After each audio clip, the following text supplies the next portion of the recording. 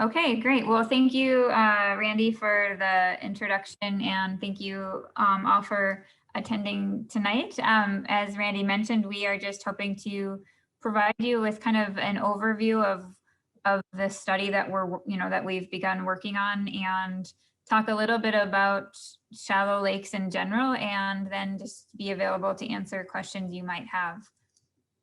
Next slide.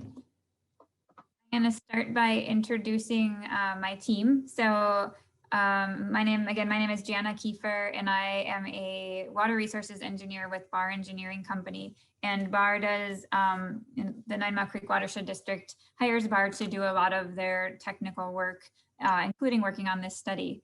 So I am, involved in a lot of the different projects that the district is involved with, and in a lot of the day-to-day. But we have kind of a specialty team also pulled together for this project. We have Dr. Keith Pilgrim, who is a limnologist and one of our senior water resources scientists, and he is serving as the technical lead in this project, and he has many years worth of experience in managing and modeling lakes and understanding how these complicated lake ecosystems work. We're glad to have him on our team. And then we have Katie Turpin-Nagel, and she is one of our water resources engineer who has done a fair amount of lake modeling and other lake and stormwater management. And so we're glad to have her on the team as well. She's going to be probably giving most of the presentation. I'm going to talk through a few slides, and then both Katie and Keith will be available for questions at the end. So next slide. I'm going to zip through this because Randy talked a little bit about the district. This just shows it visually that the 9 Mile Creek Watershed District is about 50 square miles. And you can see that Arrowhead and Indianhead are circled there and located kind of right in the middle of the Watershed District when you're looking at it as a whole. And as Randy mentioned, these are landlocked lakes. And so that makes them, it makes them a little different and a little unique and sometimes challenging to work with regard to certainly with water levels. So it's just another factor. Next slide. So the question is, why is the 9 Mile Creek Watershed District studying the lakes? As Randy mentioned, we've done a lot of lake studies and have been, going throughout, taking a look at all the different lakes throughout the district to just understand what the water quality looks like. We monitor most of the lakes on a rotating basis, so we can get a sense for how the water quality is and whether it's changing. For Indianhead Lake and for Arrowhead Lake, the district did a water quality study back in 2006. And at that point, we evaluated the lake water quality in comparison with the goals that we were using at the time, and then identified some management activities that could be done to improve the water quality. And that in some of what has been, some of the recommendations that came out of that study, including the management of the curly leaf pondweed, has been, the city has been undertaking those in recent years. In 2021, it's time to kind of revisit these lakes and kind of reevaluate how the water is doing. Or things we're going to be assessing are changes to the water quality over time. What are the sources of the nutrients to these lakes? So, nitrogen and phosphorus often serve as fuel or food for algae. And so understanding where that source of food is coming from. And then if there's a need for management activities within the watershed or within the lake to help maintain or improve the water quality. Next. So this slide is just a graphic that shows, when we think about lake management, we try to take a holistic approach. And so this graphic is intended to show that. Oftentimes when we're thinking about the health of a lake, we think a lot and we talk a lot about water quality, and we think about phosphorus and chlorophyll and algae. And that's certainly an important part of it, but there's also these other factors that have an impact on the health of the overall lake, and that includes water quantity. I think what you're probably noticing out there in recent years is that not only does surface water and rainfall affect that, but also groundwater that can play a role into how your lake is behaving. And then when it comes to lake health, we also have to think about the aquatic communities that live there. And so that includes things like macrophytes or aquatic plants. It includes phytoplankton, which is another word for algae, zooplankton, and then the fish. And all of these communities like really are kind of dependent on each other and dependent on a healthy ecosystem or a healthy habitat to thrive. We also have a couple items here too that are, you'll see that we've got recreation and wildlife habitat. And while those are things that we're also, considering when we're thinking about the health of the lake, they tend not to be the primary goal. Our primary goal from the district standpoint is to be meeting water quality standards and to achieve a balanced ecosystem. And then so when we look at things like recreation and wildlife habitat, it becomes a little bit of a secondary thing and not our focus. Next slide. So I'm going to turn the presentation over to Katie now, and she's going to just walk us through a little bit more in-depth discussion about the lakes. Thanks, Jana. I do want to preface that I'm having a lot of audio issues on my end, so can you hear me okay? It's kind of tough, actually. Okay. I'm going to try to switch really quick. I apologize. There we go. That's sounding better. Is that better at all? Better. Yep. Okay. If we continue to have issues, please tell me, and then I'll try to fix it, or we'll have to switch back to Jana or Keith. It's not great though, Katie. Okay. You're breaking up.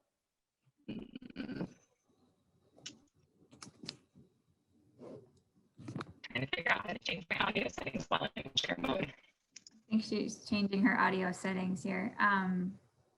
Let's see.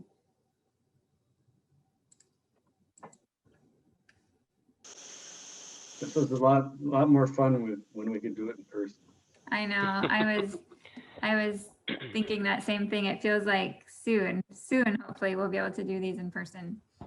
Okay, I'm trying a different microphone. Is that any better? Yep, it's a lot better. Okay, all right. I apologize. I got new headphones and clearly they aren't agreeing with me today. So hopefully this is better. But Jana, thank you for the nice intro to what the project that we're going to continue working on throughout the summer and through the fall, what we're kind of looking at in terms of our project for Arrowhead and Indianhead. And I'm using the same graphic from the previous slide for the goals of what we hope to achieve when we're looking at lake health.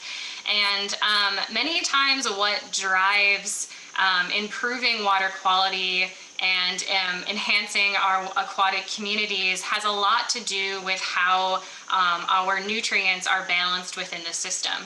And so the macronutrients of interest are specifically phosphorus and nitrogen. And so most of the presentation moving forward, I'm going to be referring a lot to these two nutrients, but I just want to emphasize that these two nutrients play a very key role in the whole holistic lake management, lake health series that 9 Mile puts a lot of effort in completing.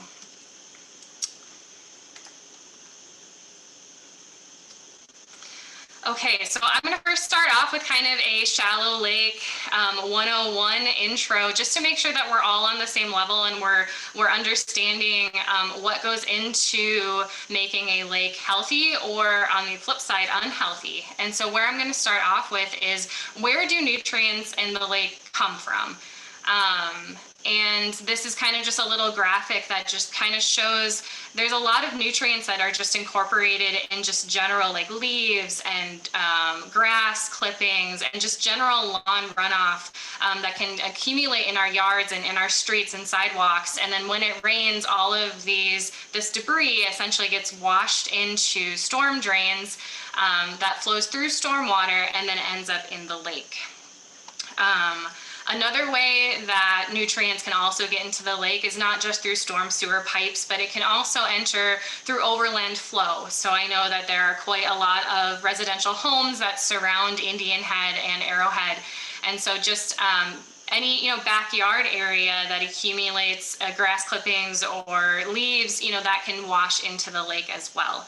So those are kind of these are what we kind of call our external nutrient inputs and how they enter the lake. And unfortunately, as our watersheds develop more and more, what happens is that we increase the impervious area. So essentially, these are just areas that don't allow rainwater to soak into the ground or infiltrate. And so the more roads and sidewalks and roofs that we have in a watershed, that just allows water to more quickly move towards the lake through our storm drain systems. And so this just allows a faster buildup of nutrients. Similarly, with water quantity, this allows more water to flow into a lake too, instead of allowing it to soak into the ground. Nutrients don't only come from external sources, but they come from internal sources as well. And so I think we had a little prelude to this, but curly leaf pondweed is an invasive aquatic species that can die off. And when it dies, it can add nutrients to the water. Another source would be nutrient-rich sediments, especially in landlocked lakes where there's no outlet. Nutrients will just accumulate within the sediments, and if certain conditions arise, they can release back into the water column as well. And when we have an increase in our phosphorus and our nitrogen, this can lead to our water quality concerns that we can visually see. And so that being reduction in lake clarity and increase in algal blooms. And so I'm going to dive a little bit more into how sediment loading occurs, but I won't go too deep because I know that we have a lot to touch on today. But nutrients can internally load from the sediments because as phosphorus and nitrogen flow into the lake from our storm sewer and from our backyard runoff, it'll accumulate in the sediments. And if conditions during the summer are such that the oxygen levels at the bottom of the lake become depleted, this creates a condition where phosphorus can be released back into the water column, and then this will continue to feed algae and allow them to grow more. And it kind of creates a cyclic cycle, because then when the algae dies, they go back to the sediment, and you can kind of have this process of not continued, but if the conditions are right for oxygen to be low, you can kind of have this cycling of phosphorus within your lake system. Internally, like I mentioned, curly leaf pondweed can cause some water quality concerns as well. Curly leaf is a non-native invasive plant, and it has an unusual growth cycle that's not very typical of native plants. And so the curly leaf can actually start to grow under the ice in the winter time. And then actually, usually it's in early summer, in the June-July period is when it is finished growing and it starts to die and decay. And this is normally the time of the year where we start to see algae being more prolific. And so if the curly leaf dies at such a time, in the early summer, this can help to kind of fuel algae growth, either through providing nutrients itself or kind of helping to feed the bacteria in the sediments and help to kind of promote that internal sediment loading that I just talked about previously. So not only is curly leaf negative in the sense that it's an invasive species and it can take over where native plants grow, it can also cause water quality nutrient concerns as well. And so what can happen when we have too many nutrients in our water column? I think those of you who live on the lake might be a little bit familiar with this, but when we have too many too many nutrients in our lake, that can promote the growth of harmful algal blooms. And these are defined as overgrowths of algae that have the ability to produce toxins. And so essentially, most shallow lake ecosystems have phytoplankton or, natural algae that's growing in them. But if you have too many nutrients, this can favor the growth of cyanobacteria. And once the cyanobacteria are dominating in a system, there are certain species that can produce toxins and create, an unhealthy environment for lake users or, pets that are within the vicinity of the water. And so our goal, now that we understand, where our nutrients come from and the negative consequences that they can have, how can we get to a characteristic of a well-functioning shallow lake, and what does a well-functioning shallow lake actually look like? And so these are just, these are some categories or examples of what is typically defined as a well-functioning shallow lake. So this includes diverse native plants. And why we like diverse native plants for a shallow ecosystem is that native plants can provide habitat for zooplankton and aquatic insects. They provide habitat for fish. It can increase lake clarity because it's competing with the algae for nutrients. So you have a clearer lake and less algae.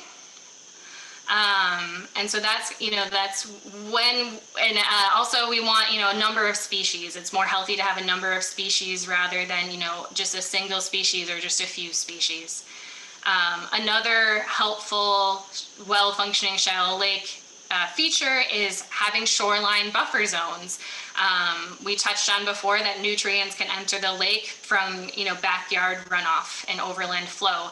So having a nice shoreland buffer zone right at your shoreline will help to kind of block those nutrients from getting into the lake.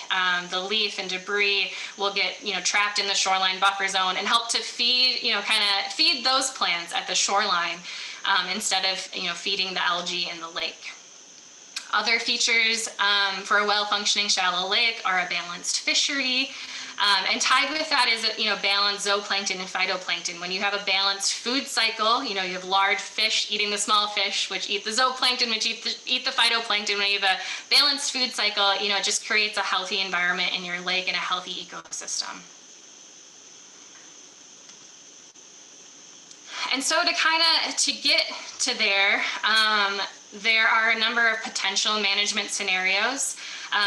The ones that I'm going to present here are management scenarios that have been used on other lakes within the district or, actually within the Twin Cities. And so I'm going to kind of touch on what are some options that could be explored for Indianhead and Arrowhead.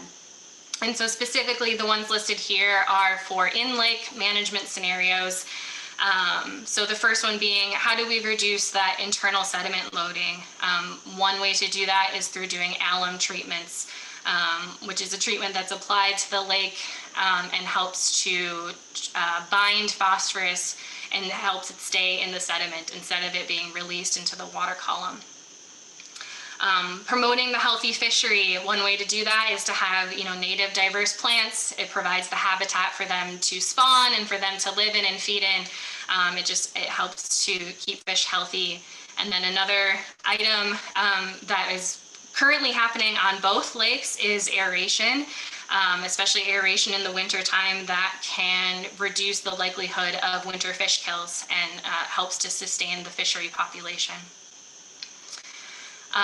And then to promote diverse native plants, continuing to do the curly-leaf pondweed management that's happening on the lakes right now through coordination with the city of Edina, and then also considering options for native plant rehabilitation, as we'll touch on later, but there are not too many species in both Arrowhead and Indianhead, so kind of looking at options to kind of help rebuild that native plant population. Switching to potential management strategies for external sources. And so specifically for external management, this would be slightly limited options, probably within the Arrowhead and Indianhead watersheds, just because it is already pretty well developed and not too many commercial properties, but it is possible, when residential land or institutional land is developed or redeveloped, BMP retrofits can be installed, and 9 Mile has a permitting program that, any increase in impervious area must be accompanied by water quality treatment and a BMP. So that's, kind of already a program that's that's already part of improving water quality. Other things that we could look at, including BMP retrofits or best management practices within public land or within right-of-ways. Other options are optimizing treatment from existing BMPs. So looking at improving the performance of treatment in stormwater ponds. This is also a little limited as there's not too many stormwater ponds in the existing watersheds, but not something that we couldn't look at as an option. I think bigger, efforts that could maybe really be put into practice, especially in a residential style neighborhood and watershed, is looking at community efforts to really improve and reduce how much external loading is going to the lake.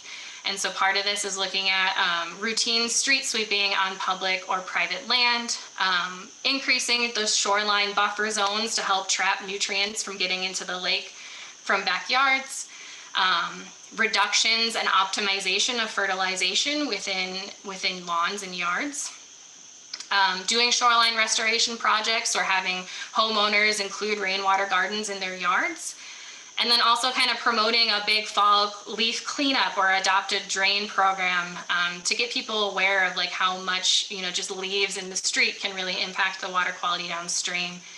Same with like mowing clippings and grass clippings, mow high, mow often, so you're not having lots of grass clippings getting into the lakes.